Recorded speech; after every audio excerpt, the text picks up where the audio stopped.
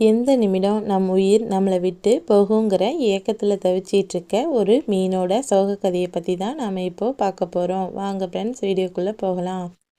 ஆழ்கடலில் மீன்கள் எல்லாம் நீந்திட்டு இருந்தது. அப்போது ஒரே ஒரு மீன் மட்டும் ரொம்ப சோகமாக இருந்துச்சு. மற்ற மீன்கள் எல்லாம் அந்த மீன்கிட்ட வந்து கேட்குது, நீ ஏன் இப்படி சோகமாக இருக்க அப்படின்னு கேட்குது. அதற்கு அந்த மீன் சொல்லுது, நம்மளையே இந்த இறைவன் படைத்தார். இந்த உலகத்தில் எந்த நிமிடம் நம்ம உயிர் போகும்னு யாருக்கும் தெரியாது. மீன் பிடிக்கிறதுக்கு மீனவர்கள் வலையை வீசும்போது நாம் எத்தனை பேர் இங்கே இருப்போம், எத்தனை பேர் இறந்து போவோம்னு யாருக்கு தெரியும். இப்படிப்பட்ட ஒரு வாழ்க்கை நமக்கு தேவையா அப்படின்னு அந்த மீன் சொல்லுது.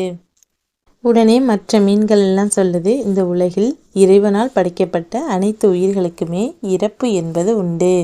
என்ன, நாம் இன்னைக்குன்னா மற்றவையெல்லாம் இன்னொரு நாள்னு இறைவன் வகுத்து தான் வச்சிருப்பார்னு மற்ற மீன்கள்லாம் அந்த மீன்கிட்ட சொல்லுது. ஒன்றை மட்டும் நீ நினைவில் வைத்துக்கொள், பிறப்பு என்ற ஒன்று அதிகரித்து கொண்டே போனால் இந்த உலகில் உயிர்கள் வாழ்வதற்கு இடமே இருக்காது.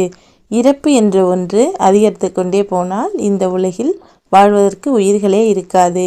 அதனால்தான் இறைவன் பிறப்பையும் இறப்பையும் சரிசமமாக்கி வச்சிருக்காருன்னு அந்த மீன்கிட்ட சொல்லுது. நாம் ஒன்றை மட்டும் மனசில் வச்சுக்கணும், நம்மளை படைத்த அந்த இறைவன் நம்ம வாழ்கிற காலத்திலும் சரி, நம்ம இறந்த பின்பும் சரி, மற்றவர்களுக்கு பயனுள்ளதாக நம்ம வாழ்க்கையை அமைச்சு தந்தாரே, அதற்கு நாம் தான் அந்த இறைவனுக்கு நன்றி சொல்லணும் அப்படின்னு மற்ற மீன்கள்லாம் அந்த மீன்களுக்கு ஆறுதல் கூறுது. ஆமாம், நாம் வாழ்கிற காலத்தில் நம்மளோட இந்த வாழ்க்கையானது நமக்கு பயனுள்ளதாகவும் நம்மை சுற்றியுள்ளவர்களுக்கு பயனுள்ளவையாகவும் இருக்க வேண்டும். ஓகே ஃப்ரெண்ட்ஸ், இந்த வீடியோ உங்களுக்கு பிடிச்சிருந்ததுன்னா லைக் பண்ணுங்கள், ஷேர் பண்ணுங்கள், மறக்காமல் சப்ஸ்கிரைப் பண்ணுங்கள்.